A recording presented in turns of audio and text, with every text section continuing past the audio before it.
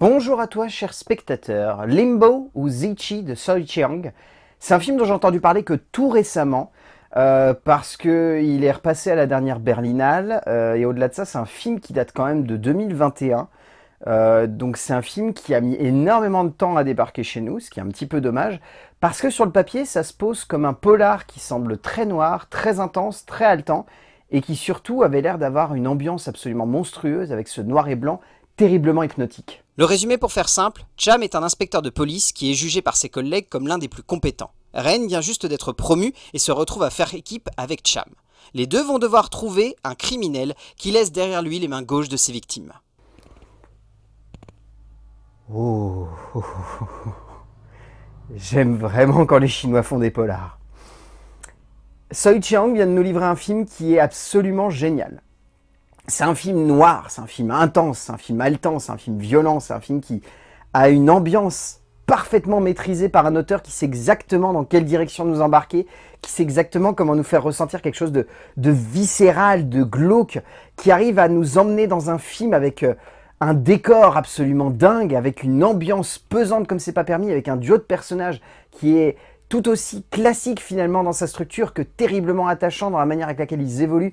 C'est un film qui est extrêmement intelligent dans sa manière d'avancer, de se structurer, de nous faire ressentir des émotions et de nous faire voyager. Parce que c'est un immense voyage dans un univers complètement malsain, crade, immonde, gorgé de personnages qui semblent tous plus dégueulasses les uns que les autres et qui n'ont pas l'air d'avoir une once de bonté en eux, mais pourtant on a envie de les suivre, on a envie de voir jusqu'où ça va aller, parce que c'est un film qui est magnifiquement maîtrisé. C'est peut-être un film qui par moments est un poil long, mais je trouve que dans cette longueur, il y a un poids dramatique qui se ressent à chaque instant, qui donne lieu à un film qui est vraiment une pure réussite sur de nombreux aspects, aussi bien esthétique, graphique que dramatique et narratif. C'est un film qui nous embarque dans son univers et ne veut pas nous lâcher tant qu'on n'aura pas résolu cette enquête. Il est assez génial de voir un auteur chercher à pousser un genre précis dans un retranchement émotionnel et cinématographique qui passionne ainsi le spectateur de bout en bout pour développer et parfaitement mettre en forme un film qui ressemble à tout ce que l'on attend d'un moment de 7e art qui soit magique. Soi Chiang nous offre un film absolument génial. L'adaptation d'un roman noir juste hallucinant de maîtrise pour un long métrage qui sonne comme une passionnante enquête, un jeu de labyrinthe et d'intensité ne cessant jamais de nous fasciner par la justesse avec laquelle l'auteur construit, développe, maîtrise et repousse les possibilités d'un polar noir hallucinant de justesse. En termes d'écriture, le scénario est écrit par Kim Min-ho et Kwon Si-chum, adapté du roman de Lei Mei. Je trouve que la globalité de l'écriture est vraiment centré sur l'idée de créer un immense purgatoire dans lequel les personnages vont se perdre et vont avoir énormément de mal à trouver une forme de sortie ou en tout cas une forme de rédemption. On rebondira dessus aussi au niveau de la mise en scène, mais je trouve que déjà dans la manière de structurer l'écriture, dans la manière de jouer avec ce duo de flics, dans la manière de jouer autour de leur parcours dramatique, que je vais éviter de trop vous spoiler parce que j'ai envie que vous ayez le plus de surprises quand vous allez voir le film, notamment autour du parcours de Cham qui est particulièrement haletant, intense et noir. Je trouve que dans la manière de jouer avec leurs deux caractères et de greffer ensuite le personnage de Wong To, ça amène toute une palette d'interprétations et surtout d'émotions qui nous fait ressentir énormément de choses, qui nous plonge dans les méandres d'un univers qui sonne comme glauque, comme noir, comme haletant, comme profondément malsain et dans lequel il semble n'y avoir aucune échappatoire encore une fois. On a vraiment cette sensation que les personnages avancent à tâtons et sont incapables de savoir sur quoi ils vont tomber. Que ce soit d'un point de vue dramatique ou d'un point de vue personnel, il y a vraiment cette idée de perdition qui habite l'entièreté de l'écriture et qui vraiment joue avec ce côté très labyrinthique. On ne sait pas où on avance, on ne sait pas dans quelle direction ils vont réussir à pouvoir progresser en termes de protagonistes ou en termes simplement d'enquête, et c'est ça qui rend le film très haletant. Il y a carrément des moments où ils ne sont plus en train d'enquêter. Ils sont juste en train de suivre des personnages et on se dit « Attends, pourquoi ils avancent pas dans l'enquête? Là, ils sont complètement paumés. » Et où tu te rends compte qu'en fait, c'est cohérent par rapport à l'avancée de leurs protagonistes, par rapport à l'avancée de leur caractère. C'est logique qu'ils soient obligés de se perdre comme ça parce que sinon, ils n'arriveront vraiment pas à avancer. Oh et Chum offrent un scénario qui avance dans une noirceur constante et qui ne semble jamais vouloir nous laisser une seule seconde de répit, tant on sent que les deux scénaristes cherchent le plus possible à nous emmener dans une forme de catharsis dramatique et émotionnelle qui joue merveilleusement bien avec nous. Si l'on peut reprocher à l'introduction de perdre un peu de sens lorsque l'on arrive à la fin du récit, on ne peut que saluer la justesse avec laquelle les deux auteurs parviennent à maîtriser ce triangle dramatique principal, parvenant à construire des protagonistes bien plus que simplement attachants, mais surtout exemplaires dans la manière avec laquelle on s'attache à eux et on choisit de les suivre. En termes de mise en scène, je trouve que Soi Chiang a vraiment réussi à nous proposer une scénographie qui est habitée par un sentiment profond, celui de nous faire ressentir quelque chose de glauque. On est vraiment devant un film qui est terriblement malsain.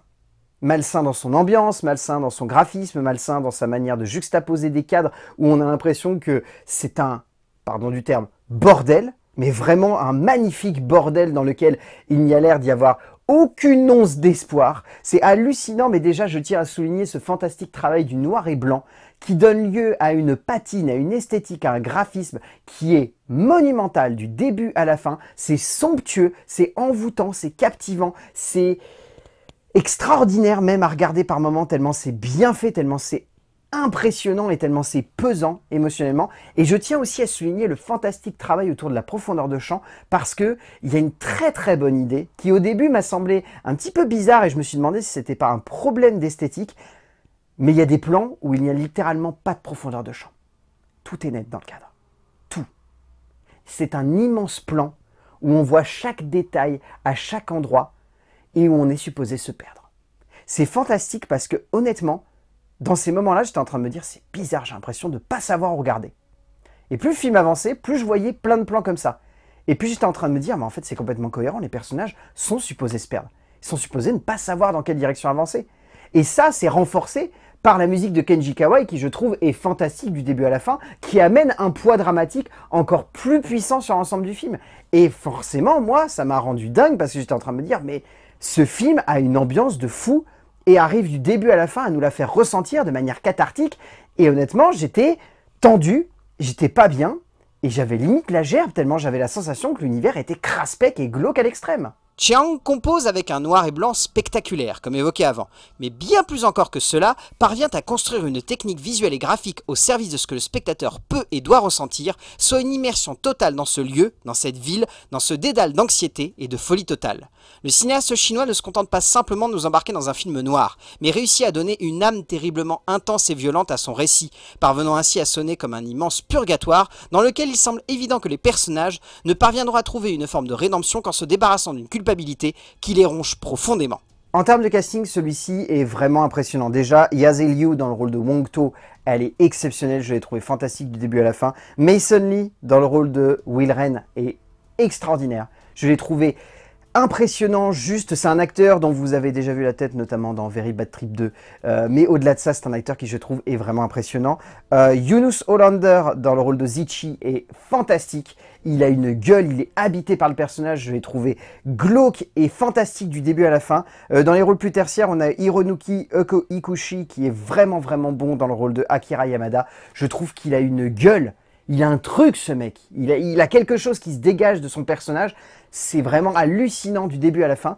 Mais il y a surtout l'acteur principal qui, je trouve, est celui qu'il faut retenir parce qu'il est habité par son protagoniste.